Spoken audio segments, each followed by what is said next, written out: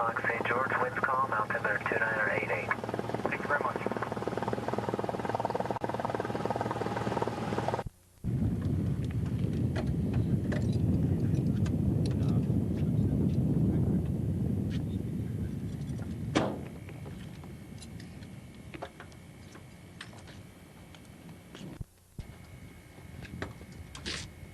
It's all right.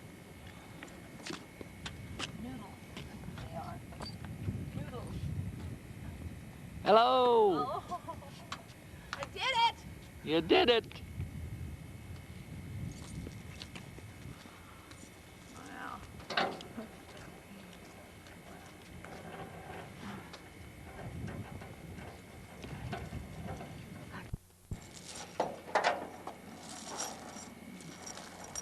You like that?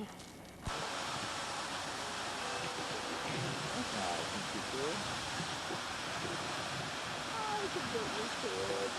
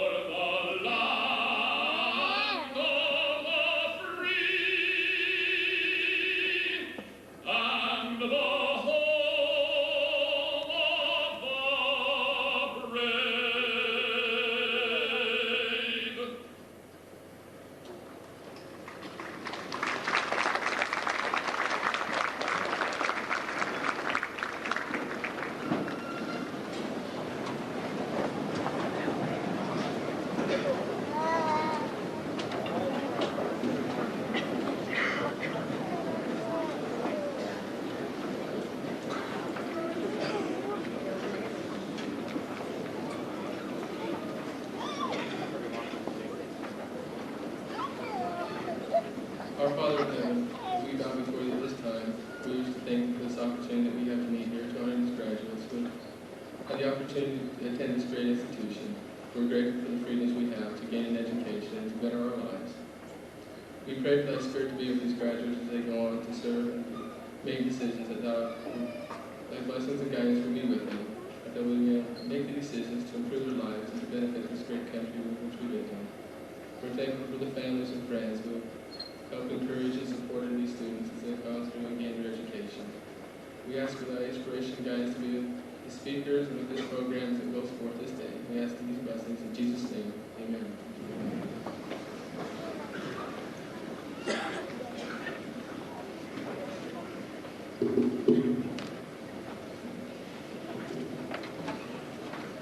We extend to you a warm welcome on the occasion of the 1986 Diamond Jubilee Dixie College Commencement Exercises. We are honored to have as our special guest Senator Jake Garn, Utah Senior Senator who is chairman of the Senate Banking, Housing, and Urban Affairs Committee. In addition, Senator Garn is well known as an astronaut, having been selected by NASA as a payload specialist on Special Shuttle Discovery Flight 51D, which launched from Cape Canaveral, Florida on April 12, 1985 for a 7-day flight. Senator Garn has graciously accepted our invitation to deliver the commencement address today. I am sure you have observed that the faculty and the platform guests are not today wearing the traditional academic robes. This, along with several other actions, was made necessary by the very severe budget cuts which have been imposed upon the institution during the past 3 months. It is my sincere hope that this action will not in any way detract from the dignity of this ceremony or infer any less the love and respect which we have for all of you graduates. I also trust that this action will not be a precedent for the future. We acknowledge with pleasure the presence of Dr. William Rolfe Kerr, Commissioner of the Utah System of Higher Education and past President of Dixie College, and Mrs. Kerr, who is in the audience. Also Stephen E. Snow, Frank J. Petty, and Kenneth L. Harvey, members of the State Board of Regents, Richard Maxfield, representing the Utah State Board of Education, and Dr. Farron C. Losey, past President of Dixie College. Mr. Truman Bowler, Chairman of the Dixie College Institutional Council, Mr. Carl G. M. Savage, an honored guest who will be specifically recognized later in the program. Platform guests also include members of the Dixie College Institutional Council and Administration and other civic and educational leaders, including 15 who hold the rank of Professor Emeritus at Dixie College. You are all individually and collectively important to the status, the strength, and the future of this great institution. Also seated on the platform are 4 faculty members who are retiring from Dixie College this year: Dr. Edna J. Gregerson, Mr. Howard H. Putnam, Mrs. Lois D. Thomas, and Mr. Rex J. Sylvester. In addition, we recognize on the platform our student body president, Mike Aiken, and student body president-elect, Brock Belknap, who are offering the prayers for our services today, and also our co-valedictorians for the class of 1986, Lyndon C. DeYoung and Carl K. Trimble. I would also like to especially recognize my wife, Diana, who is seated with me, and her parents, Mr. and Mrs. Lauren Daniels, who are here in the audience. While we are glad to welcome all who are here today, particularly parents and family, the most important welcome of all goes to you, my dear students, the great class of 1986. To your families who have assembled to share this fine experience with you, and to the Dixie College faculty, both past and present, who have devoted their lives to you students and to others like you.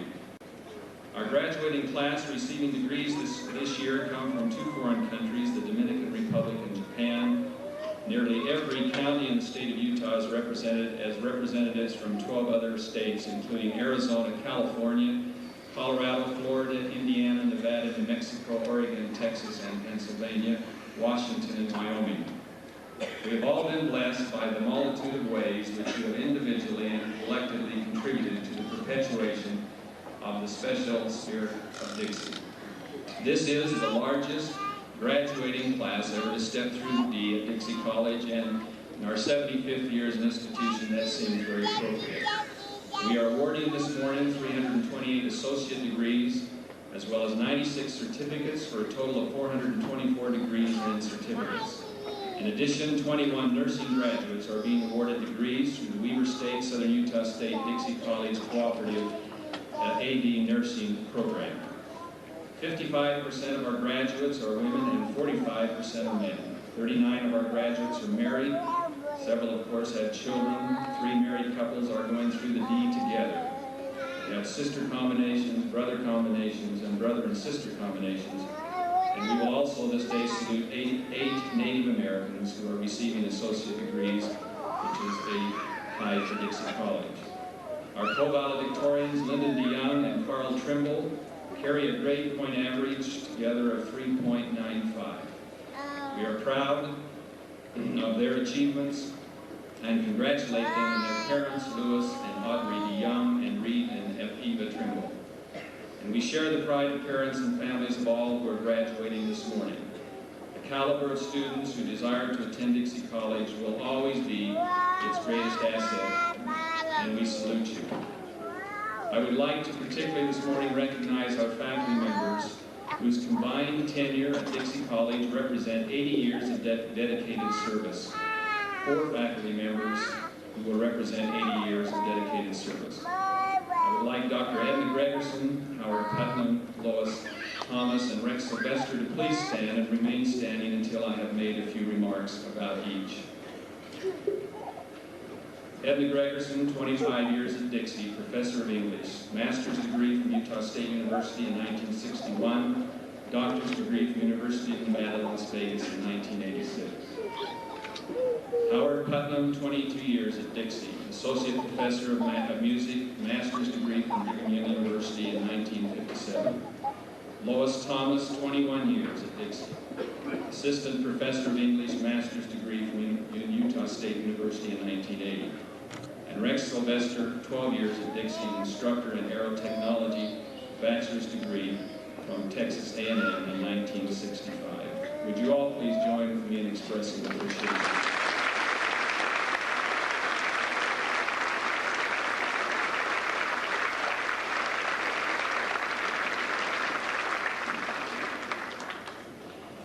I have sympathy and empathy for those of you who are seated in the bleachers this morning. I hope that you will bear with us in the lack of accommodative facilities we have at this time.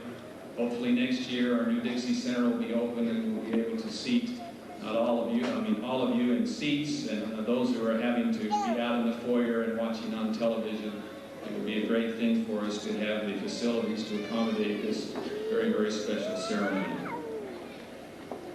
Now, to address us on this great morning of your commencement, we proudly introduce Senator Jake Garn, Utah's prominent and senior senator in the United States Senate. He's also our senior citizen.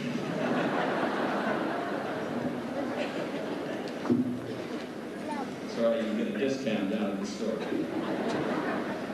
Highlights of his professional achievement and humanitarian service can be found in your program, which I know you will want to read with interest. You will recognize Senator Garn as a man possessing a well-trained and disciplined mind, a man with quick insight and courage to act according to his integrity, which to me is the mark of a great man. Senator Garn, you are a credit to all who you represent, and we are honored to have you as our commencement speaker. Graduates, ladies and gentlemen, I proudly present to you Senator E.J. Jake Garn, who will now address us.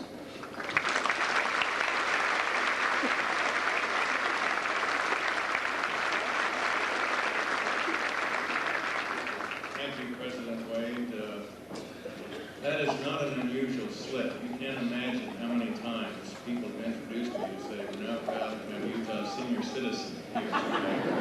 Freudian slip or what, I don't know. And it doesn't disturb me because age is relative. I can remember asking my mother when my father turned 50 how long she thought he would live. At the age of 53, my perspective has changed rather dramatically, and I can't understand why I asked that question. So I'm not offended at all. But I am honored, very honored, that Dixie College would ask me to be here to speak. Commencement address is difficult. because you hope to be adequate to the occasion, be able to say something that will be meaningful to young people who are about to start on a new portion of their life. So it's a responsibility that I certainly do not take lightly. I do want you to know how excited I am about the future, about your future, about the future of this country, about the future of all mankind. And I'd like to talk to you about that future for a few moments, but do it by backing up, giving you a little recent past history. Those who have had to hear me speak on this subject before, I apologize. If you want to doze, it's quite all right, but I haven't had the opportunity to speak to these young people before. And when I'm before a group of people like you who have worked so hard to achieve what you have today, and I think so much of the value of the educational process in our country and how vital it is to the future of this country, it brings me to a very distinguished teacher that I had the opportunity to know, Krista McCullough, who has become very famous, unfortunately, from a tragic accident. But I did have the opportunity to know her and the other 6 members of the Challenger crew. And I'm sure all of you are very aware that that was a very difficult time for me. It still is, the last funeral. It was only a week ago Monday when we buried Dick Scobie's remains in Arlington Cemetery. So that morning I faced the most difficult task I've ever faced in my life, because it was a time that was difficult for the whole nation, but it was a personal tragedy for me.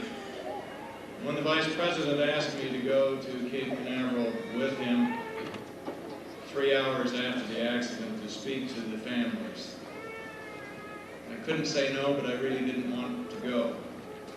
And if you can imagine the difficulty of walking in to the crew quarters at Cape Canaveral, Kennedy Space Center, and what do you say?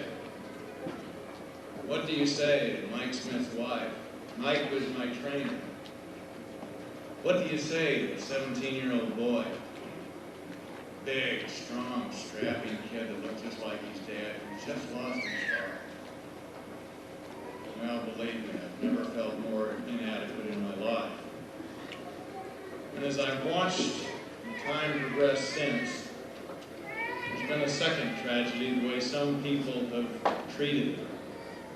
That men and women should not fly in space. We should stop somehow. It's too dangerous. We should not explore. We should not have those kinds of opportunities. And I don't understand that. As badly as I feel about it and wish the accident had never happened, I wish that if they had to go, that the 5 new crew members, including Krista, didn't live long enough to see the view of this earth that I had the opportunity to see. How badly I feel about it. They couldn't look back at this beautiful earth that we live on, planet Earth. And every one of you here today are astronauts. You're on spaceship Earth. We're turning on our own orbit. Every 24 hours, our own axis. We're orbiting the sun every 365 days. We're traveling rapidly through space all together on a magnificent planet we call our home. And I wish Krista could have seen that view. She made a comment before her flight. She said, "I touch the future. I teach." I hope all of you appreciate those faculty members behind you who have touched your future because they teach. Not very well paid, but certainly have an impact on your lives and all of us for the sacrifices they make. So, yes, Krista touched the future. But if she could have seen the view of being able to see entire planets or entire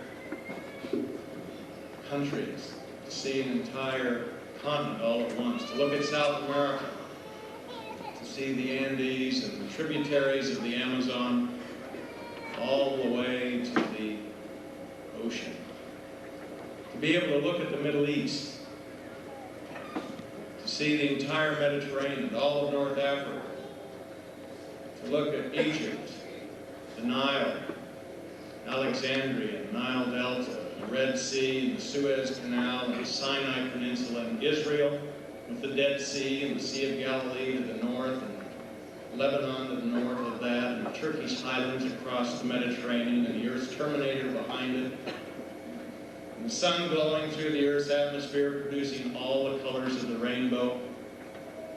We could count 23 different shades of blue just in the outer zone of the Earth's atmosphere by itself.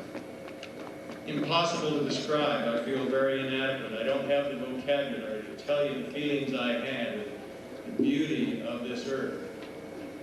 And to couple that with the mobility of weightlessness, to be able to move in any direction with the touch of a finger or wiggle your toes, move about with no weight whatsoever. Magnificent experiences to launch more than 7 million pounds of fuel and go to 5.5 times the speed of sound in 2 minutes. Another 6.5 minutes to be traveling 25 times the speed of sound at 18,000 miles per hour. To experience 16 sunrises and sunsets every day, 45 minutes of daylight and 45 minutes of darkness. And as you look back at this earth, you wonder at the beauty. Most magnificent experiences I've ever had in my life. But along with that beauty, I also had great feelings of sadness.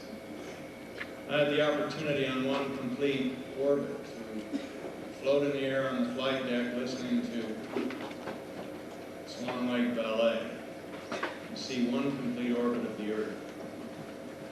And I felt rather guilty because it was so beautiful and peaceful. I had the feeling that I didn't care whether I came back or not. I felt badly for my wife and 7 kids, but that's where the guilt feelings came from. If it ends, so be it. I've seen it. I have done it all. And I constantly think, why couldn't Krista have seen that? Because I've had a role since I got back that I did not anticipate. I hope to be able to contribute something from my medical experiments. I hope to be a better congressional overseer, but I didn't expect to assume a role as an amateur educator. But I've had the opportunity to talk to thousands of school children over the last year, to a lot of grade schools. And if any of you have ever talked to a kindergarten through 6th grade, you know it's impossible to keep their attention for more than about 33 seconds at a time. But I've been able to keep their attention for a lot longer than that, because talking about space, they're excited, their eyes glow and glisten, and they're interested. And if you can keep one student in school, if you can encourage one dropout to come back, if you can encourage somebody to study science and math and engineering, because we need that. We need more science and math teachers in this country. We don't have enough, and we don't have enough students taking those classes. Don't worry as much about missile gaps as about educational gaps, and the Russians and the Germans and the Japanese are training a lot more scientists than we are. We've always maintained a great educational and technological edge in this country, and we're losing it. So if I could have an impact on students, what do you think a marvelous teacher like Christy McAuliffe, what do you think her value would have been to the educational system of this country? What a shame. Barbara Morgan will go, and others will go in the future, despite what the critics say, and they'll come back and have that kind of an impact. I went out to Duchesne last spring, and I saw a brand new first-year, 24-year-old teacher who graduated from BYU the previous May. And I saw a teacher who had excited his classes by building a space shuttle mock-up in the classroom. Flight deck, mid-deck, mission control, intercoms back and forth, closed-circuit TV, and ran a 5-day mission with those high school young people, spending 24 hours a day. Didn't go home, ate in the simulator, ran experiments. You should have seen the excitement in those young people. You should have talked to a mother who came up and said, "Senator, my son was a dropout. this teacher got him back into school. He now is getting B pluses and A minuses, and he can't wait to go to school in the morning. It doesn't open early enough. And I've seen that happen throughout our own state. Teachers that can get their students excited. And so when you hear that men and women shouldn't fly in space, we should do it with unmanned vehicles, I don't understand that kind of short-sighted thinking.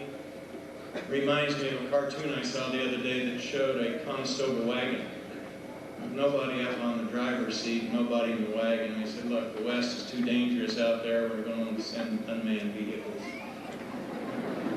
Well, there is no doubt it is dangerous out in space. It's a hostile environment. And when you heard that Krista and I and others were misled by NASA, that they didn't tell us the truth about the danger, you don't really have to be too bright on launch morning when you sit on 4.2 million pounds of fuel on your back waiting for launch and everybody else goes 3.5 miles away. That sends you some sort of a message. So Krista McAuliffe knew what she was doing. She competed with 11,000 other fine teachers in this country for their right to go. And she did an incredible job in training in NASA. She could have been an astronaut in her own right. So why shouldn't she have done? You know, I'm constantly told, and you've heard it in the news media, that we can send satellites up much cheaper than unmanned vehicles. You can, no doubt about it. Much cheaper. But how do you place a value on the spirit and the intellect and the judgment of men and women? A robot doesn't come back and tell you about the things that I have seen. It doesn't have an impact on education in this country. And nobody was a draftee. Every single member of that crew is a volunteer, and every crew that has gone up. And how do you place a value on scientific developments like a pacemaker that came out of space research and development to save people's lives? How do you place a value on a Krista McAuliffe that could come back and excite thousands of students to be engineers and scientists, to stay in school? There's no way to quantify that.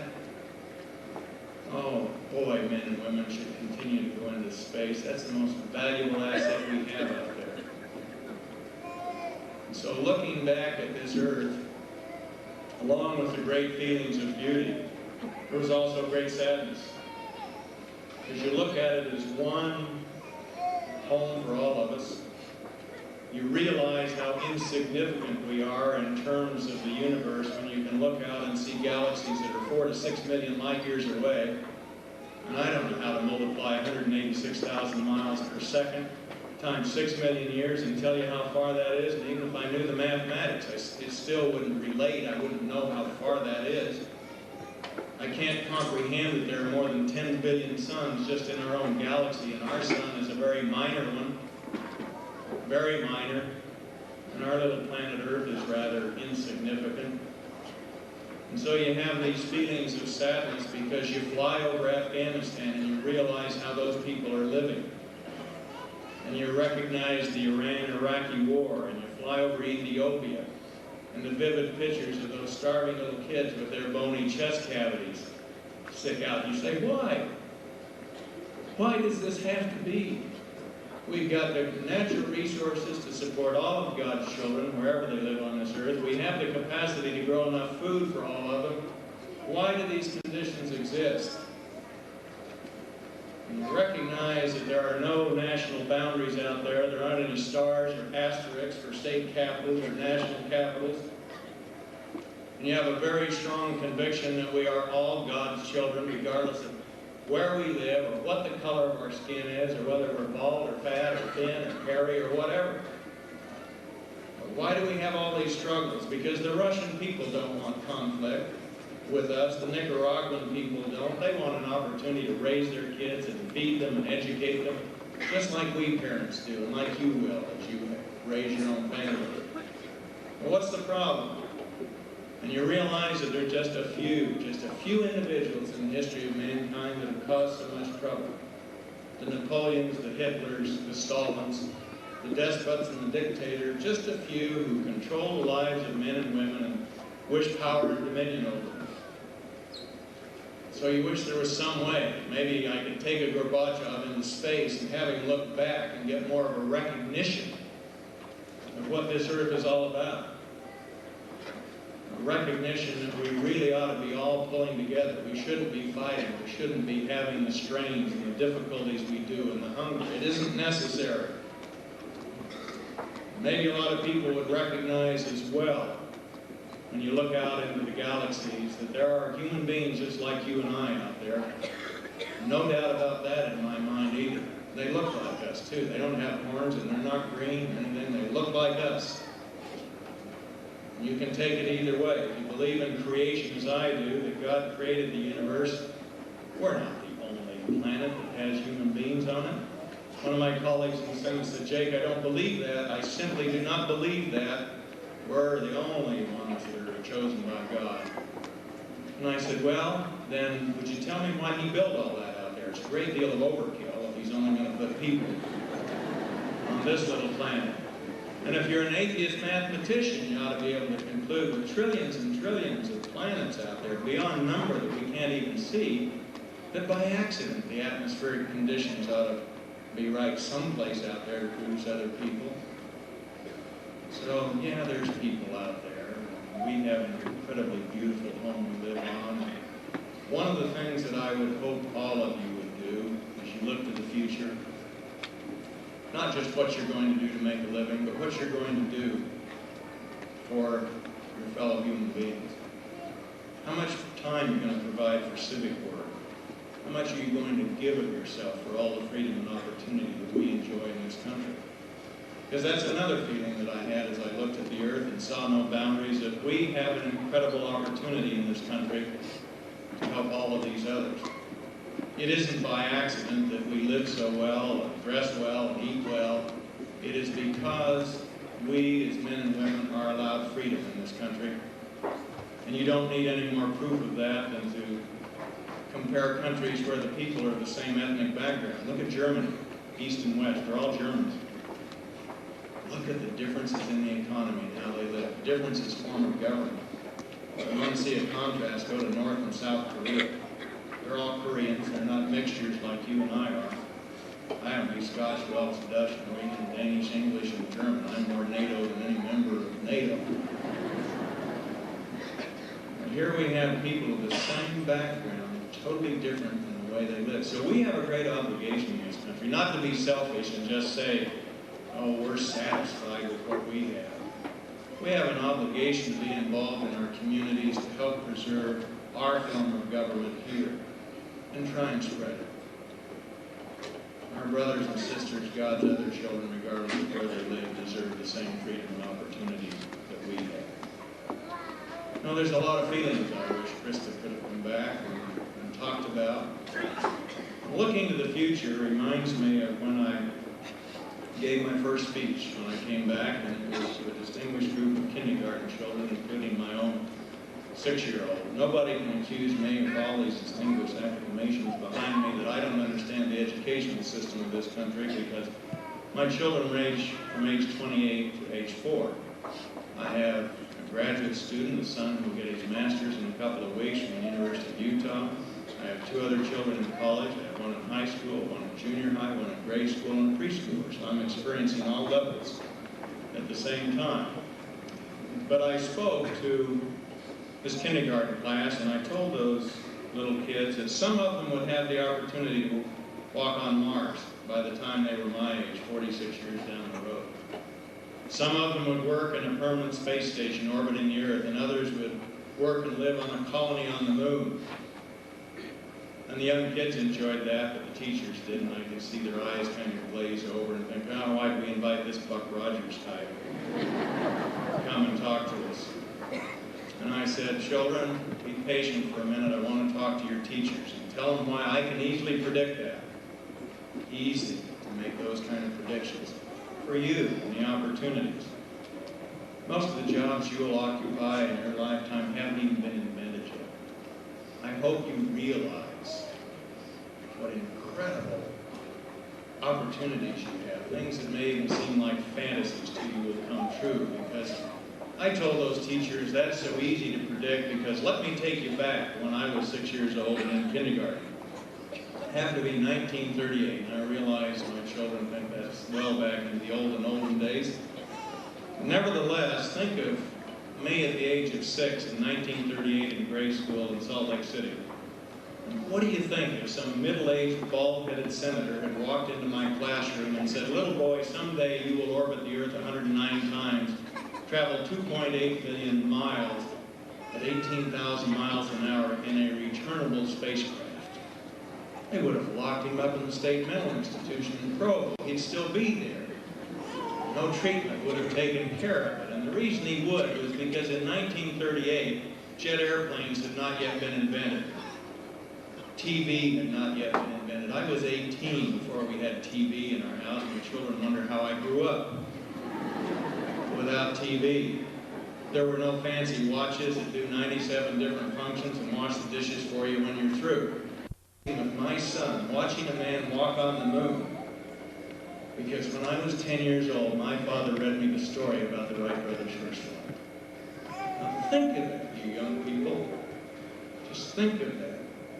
10 years old, you read about the Wright brothers flying 120 feet, the first powered manned flight.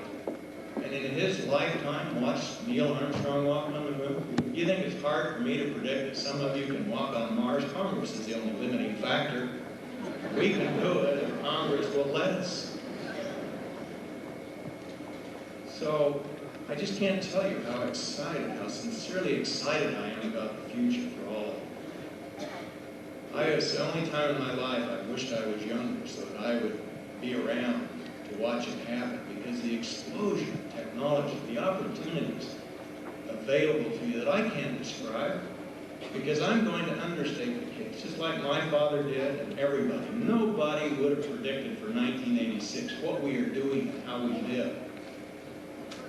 And the only thing I can tell you, 25 or 30 years down the road, you're going to look back and say, Jake Garn underestimated what we were doing.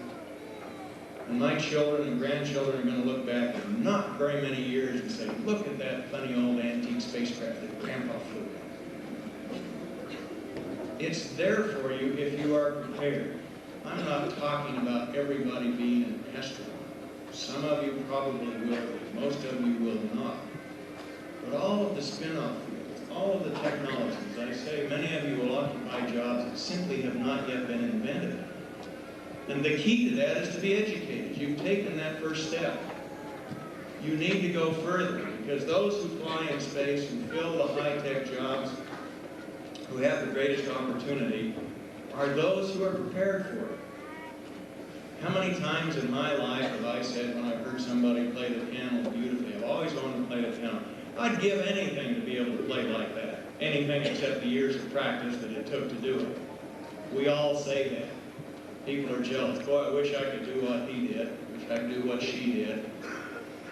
If you're willing to make the sacrifices, decide what your goals are, what you want to be and what you want to contribute in this society, and you prepare yourself for it, the opportunities will reach out and grab you over and over and over again. Just by the year 2000, and I hope to still be around then, I can look back and say, Jake Garn, you were underestimating what we're able to do for our citizens and mankind wherever they live. I hope you realize what an incredibly exciting future you have ahead of you. I hope many of you will be teachers. I hope you'll be like Kristen, say, I touch the future, I teach. Maybe I'm just getting to that midlife crisis or something where I quit worrying about my age group and start focusing on my own children and young people. And I know people always say this at commencement addresses, but you are the future. You really are. Those of us who are around now fouling everything up, we're almost ready to start down the other side. But preparation, and education, and knowledge is the key to all of you being contributors. And that's why I wish somebody like Kristen McCullough could have seen what I did to come back and have an impact on the educational system of this country. Education is what is going to preserve the freedom and opportunity I talked about. It is the key to our standard of living. We must place every emphasis that we can on that. And some of you will fly in space. I don't know which ones, but there will be some of you that will. Believe me, I'd love to go again. If you think I wanted to go badly the first time, now that I've experienced it, I would really love to go.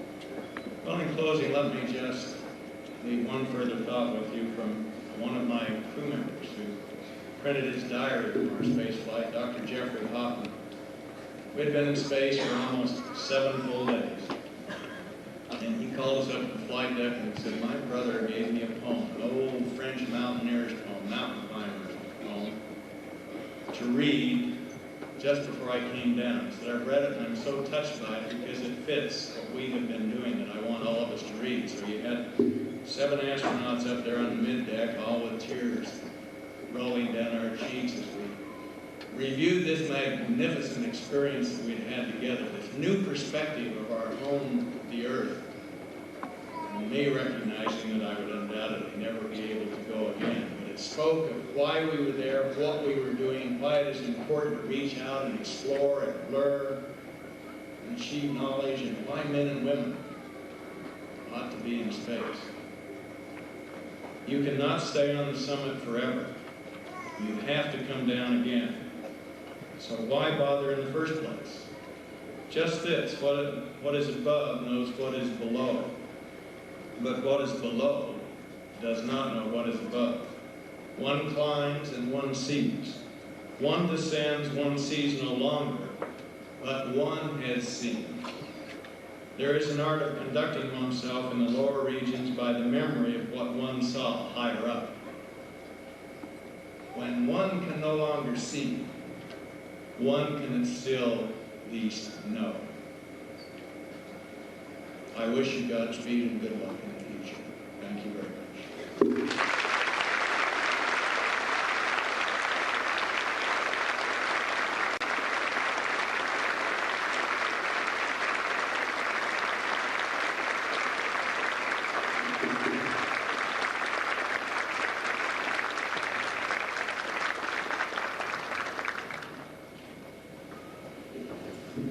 Senator Garn, would you please join me at the podium for a moment?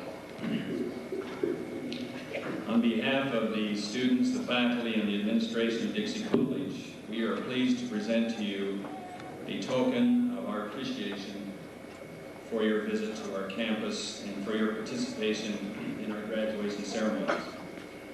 The Shinnerum sandstone forming the background for this clock is quarried from the Gunlock area of Washington County. It is the same stone that forms the background in the top of the administration building conference table. If you haven't seen that, you ought to stop by.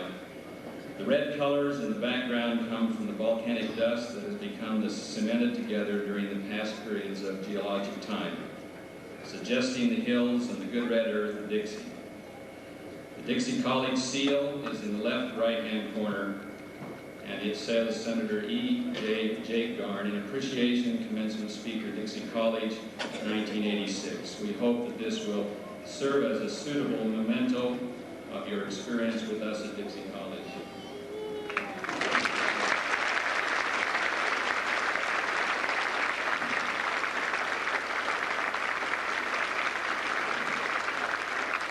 I'm also pleased to announce that our Diamond Jubilee Committee have created a coin commemorating our 75th year. These coins contain 1 ounce of silver and display the official insignia of the school and the Diamond Jubilee year. It is my pleasure to present to you, Senator Garn, these limited editions of this and the first coins to go out today, and hope that these two will serve as a memento of your visit here. Thanks again for all that you've done for us.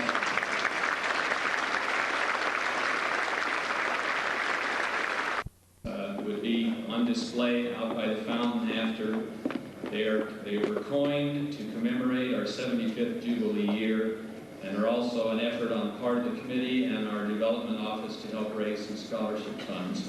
We'd ask you to take a look at them, and hopefully some of you will be able to take some away as a very special memento of our Diamond Jubilee.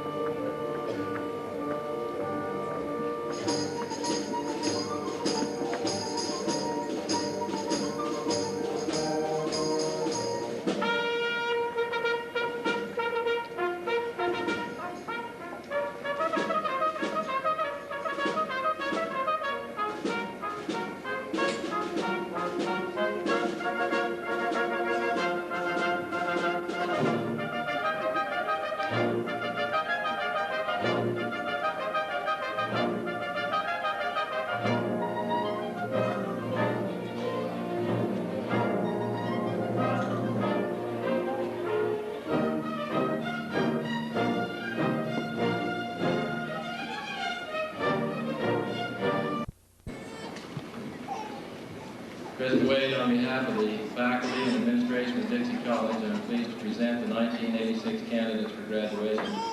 These students have completed requirements for the degree of Associate in Arts, Associate of Science, Associate of Applied Science, and our certificate of completion in one of several areas of specialization. We recommend that these students be awarded the appropriate degree or certificate commensurate with the requirements that each is fulfilled. Dr. Nyberg, I am very happy to accept the recommendation of the Vice President for Instructional Services and the faculty of Dixie College to grant you the degrees as recommended. As President of Dixie College and by the power vested in me by the state of Utah and the Utah State Board of Regents, I confer upon you the degree of Associate of Arts, the degree of Associate of Science, or the degree of Associate of Applied Science. As a token of this official action, we'd ask you now to change the tassel on your cap from the right to the left side.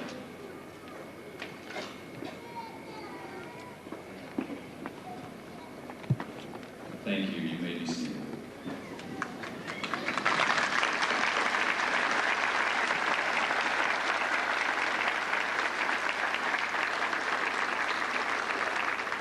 May I be the first to extend my congratulations.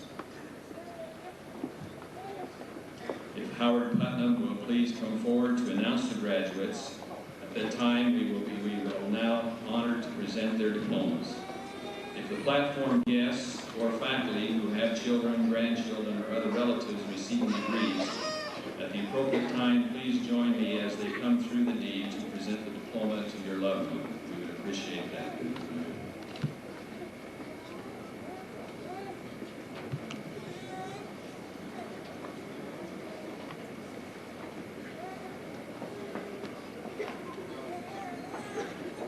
We would like to indicate that Misty Bentley's name was inadvertently omitted from the commencement program. We regret this omission. Misty will receive an Associate of Science degree and is from Carolyn, Utah. For the first row of graduates, please arise.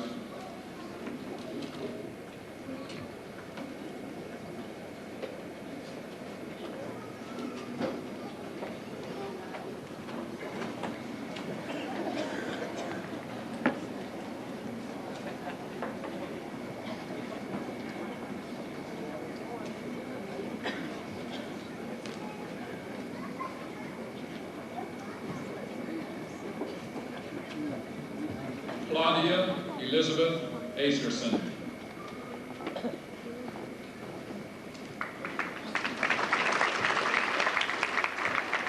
Signa Marie Adams. Michael L. Aitken. Anthony Scott Allred. Elizabeth Amparo F. Julie Anderson. Tamara Anderson. Tana Anderson. Heidi Andrew. Tony Lynn Andrews. Linda Arbuckle. Vance Martin Archuleta. Albert Brett Atkins. Michelle C. Augustin. Ty R. Baird. Connie Jean Bangeter. John Douglas Barton. Ruth Ann Basel. Tim Carnell Beardall. Dennis L. Beckstrand. Sharon Begay.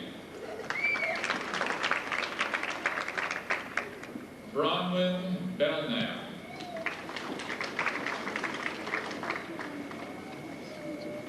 Misty Bentley.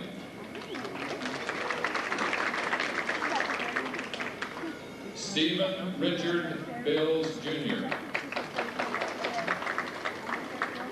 Scott Birch. Darren Guy Bird. Barton J. Bishop. Bruce G. Bishop. Sadie Marie Blackburn. Brent Arnold Boswell. Joseph LeGrand Bowler III. Wendy Sue Branham. Mark Levitt Brooks. Rebecca Lynn Browning. Glenn Allen Bullock. Brooke Ann Burdette. Payson Judd Burgess. Josh Gregory Bergen. Lynn Birmingham. Cindy Butler. Jacqueline Butler. Marcus Andrew Kamick. Mont William Campbell. Susan Canto. Kenneth Roger Carlson. Suzanne Carpenter. Billy Ann Carter. Les Floyd Carter. Stephen Andre Carter. Paul Eric Queso.